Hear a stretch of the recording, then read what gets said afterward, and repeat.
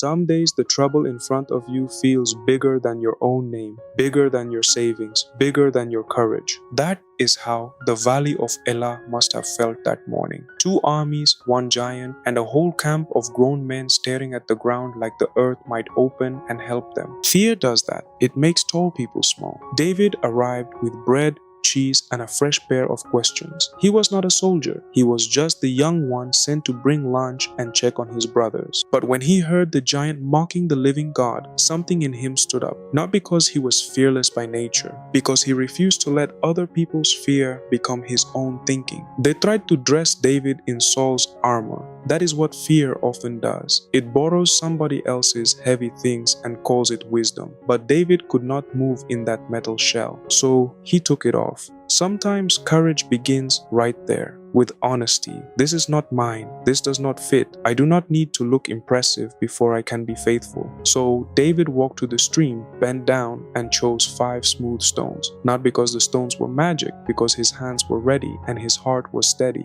He had already learned something in the lonely fields. The same God who helped him guard sheep could help him face a giant. Faith is often built in ordinary places before the hard day ever arrives. When David stepped forward, the giant laughed. The soldiers waited for a miracle to sound like thunder, but David's courage came in a quieter shape. He spoke plainly, "You come with spear and sword, but I come in the name of the Lord." That is the hidden secret of brave people. They do not always feel bigger. They simply know they are not standing alone. The rest of the story moved quickly. David ran forward, the stone flew, and the giant fell. Not because David was the strongest one there, but because fear was never the true ruler of that day. Afterward, the valley that had felt sealed shut opened wide. The same people who had been shaking began to move. One small act of courage can wake up a whole room. That is why Paul could later say, God did not give us a spirit of fear. Fear may visit, it may speak loudly, it may even shake your knees, but it does not get to be your master. What God gives is power to keep going, love to stay human, and self-control to choose the next right step when your feelings are shouting. That is brave faith. So, when your own giant shows up, do not ask first if you feel brave.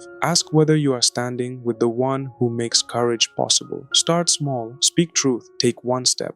Fear grows when you stare at it too long. Faith grows when you keep walking. And sometimes the smallest stone in a steady hand can quiet the loudest lie. To read or listen to more Bible stories, subscribe and visit thenightlytales.com or the Nightly Tales app.